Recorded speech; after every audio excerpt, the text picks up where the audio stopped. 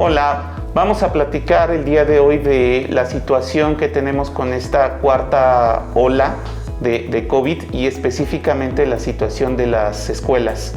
Jorge, ¿qué te parece? ¿Cómo está la situación actual? ¿Cuál es la percepción de las escuelas, la percepción de los padres de familia? Gracias, Rodrigo. Mira, pues actualmente, y quisiera yo hacer referencia del 17 de diciembre, que fue el último día de clases antes del periodo vacacional, al día de hoy, la percepción que los padres de familia nosotros hemos notado es que continúa habiendo una demanda importante por el regreso a clases presenciales. No por el regreso a clases, hay clases, ya están la mayoría de los aprendientes. Tenemos por ahí un porcentaje muy interesante de presencialidad entre el 70 y el 75%.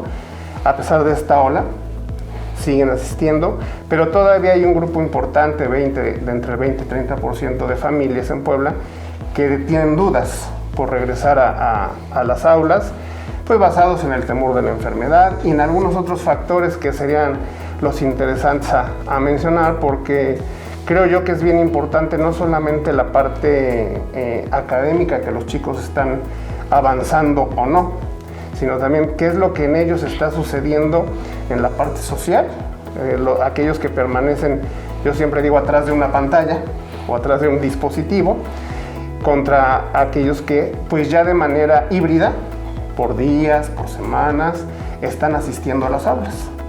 ¿Realmente están viendo una problemática en la cuestión académico? Ahorita que hubo entre la tercera y la cuarta ola, que hubo un momento en donde sí hubo presencialidad en las clases y hubo esta oportunidad de adaptación para ver cómo se reintegraban. La pregunta es si la retroalimentación que han tenido también de las escuelas es si están viendo realmente una brecha académica. Es un hecho que yo considero que incluso desde el mes o el 30 de agosto, que fue el día que se reabrieron las escuelas, nosotros ya esperábamos que, a pesar de que hubo un año de educación a distancia, llegaran los chicos con cierto rezago. Y sí sucedió. A partir de ahí se empieza a nivelar el asunto en los 4 primeros meses del ciclo escolar, pero sí notamos una diferencia importante entre aquellos que están asistiendo de manera presencial y los que no. Y te lo da el propio modelo. Un ejemplo muy sencillo. No es lo mismo aquel colegio en donde sus chicos trabajan un proyecto y en donde están retomando el trabajo colaborativo en equipo con las debidas medidas, ¿no? Y la distancia y todo esto, aquel que sí pertenece a ese equipo, pero trabaja desde su casa. Uh-huh. Claro. Por naturaleza no es el mismo avance que se puede lograr, ¿sí? Entonces sí se nota cierto rezago en aquellos que no están o no han asistido para nada. Estamos a escaso mes y medio de hacer 2 años. Imagínate a un chico de primero de primaria, tercero de primaria, que no ha tenido una interacción social con sus iguales, cuando claro, parte del desarrollo integral del ser humano es la interacción. Claro. Entonces sí existe ese rezago. Es responsabilidad de las escuelas en la parte académica trabajarlo y nivelarlos, pero yo creo que es responsabilidad, yo le he llamado tripartita, el éxito de estos chicos de aquí al mes de julio o a que en agosto próximo sea 100% presencial. Y tripartita digo porque es la autoridad educativa, las escuelas y los padres de familia. Si entre los tres hacemos esa conjunción, este rezago va a terminar, si claro, logramos terminarlo. Pero bueno, todavía hay un grupo de padres de familia que, bueno, respetamos la decisión porque para eso se creó el modelo híbrido, pero creo que sí hay que ir exhortando a lo que la Secretaría de Educación en Puebla ha llamado la ruta de la presencialidad.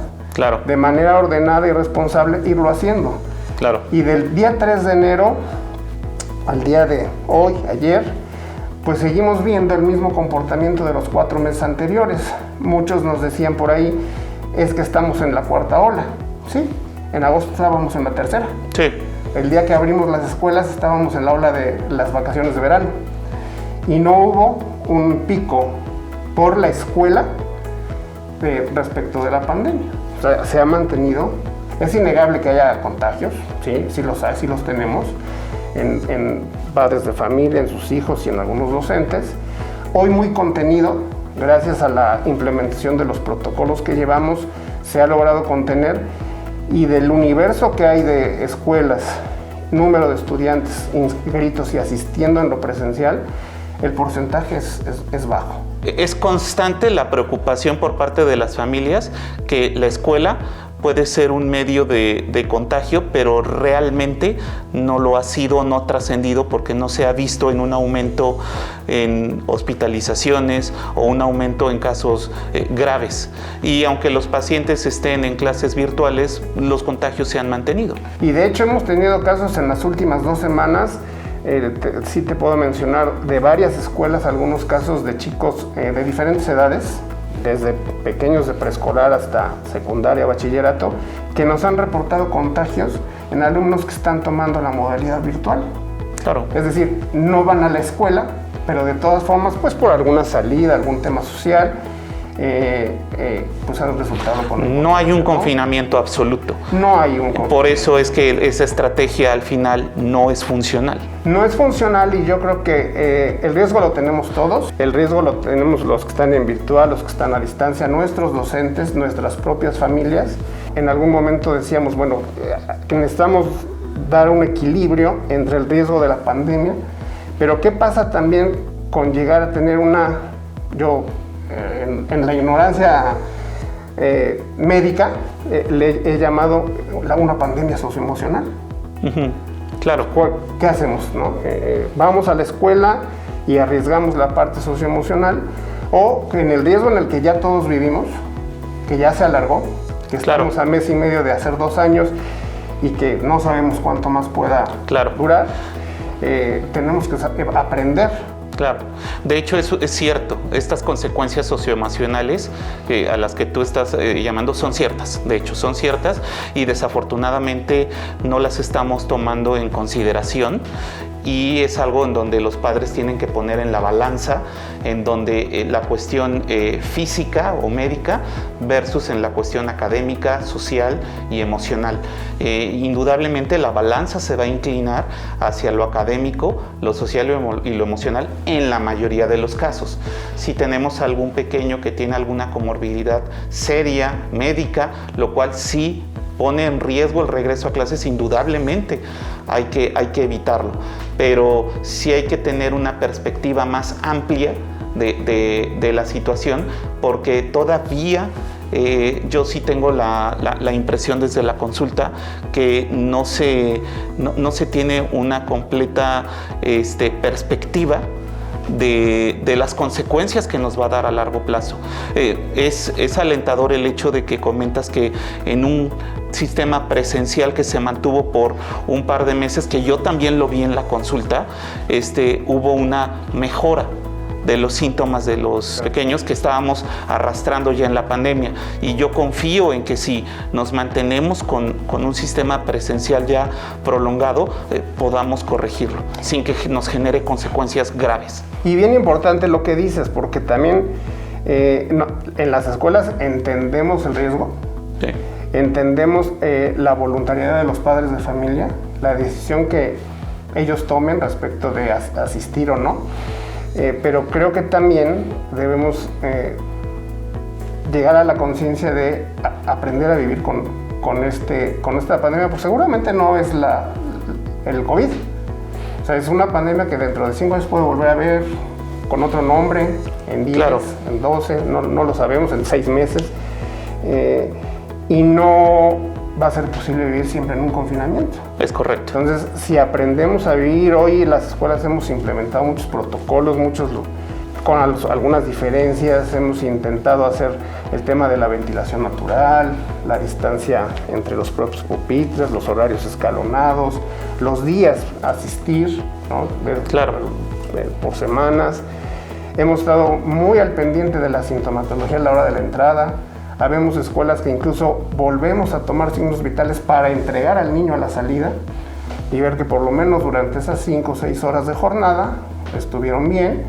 Y hemos contenido mucho, te puedo dar ejemplos de que todos los días sábados o domingos hay escuelas que mandamos una encuesta virtual para que el padre de familia nos avise cómo estuvo el fin de semana y luego entonces decidir el lunes incorporarse a la escuela. Por varios lados estamos intentando combatir el riesgo de manera responsable. A los padres de familia con hijos con comorbilidades, claro que los vamos a seguir atendiendo de manera virtual. Nuestro interés es que la inmensa mayoría de los chicos permanezcan en el estudio. Claro. ¿Sí? Pero también estamos interesados en decir, oigan, dentro de este, llamémoslo currículo, de la parte académica, está la socioemocional. ¿Cómo trabajamos esto cuando el niño no está interactuando? O el estudiante, ¿no? Porque hablamos de maternal hasta tercero de bachillerato. Claro. ¿No? ¿Cómo el chico que dentro de un año se va a la universidad, después de 2 años, va a saber llegar a hacer trabajo en equipo? Sí, claro. Es complicado. Sí, no, claro. Es algo muy, muy delicado y sin duda alguna tenemos que trabajar en ello para mejorarlo. Así es. Muchísimas gracias, Jorge. No, de aquí a la orden y finalmente pues invitar a los papás. Pero yo creo que también a que se acerquen a sus instituciones, que nos pregunten todo lo que nos quieran preguntar, a detalle de, oye, a ver cómo controlas, qué haces en tal caso, cuál es tu filtro, cuál es tu cuarto o tu salón de aislamiento. Que vayan y reconozcan o vuelvan a recorrer sus escuelas y vean que es posible contenerlo. Sí, claro, indudablemente. Así es. Muchas gracias, Jorge. No, pero de qué, con mucho gusto. Gracias. Centro de Neurociencias Pediátrico.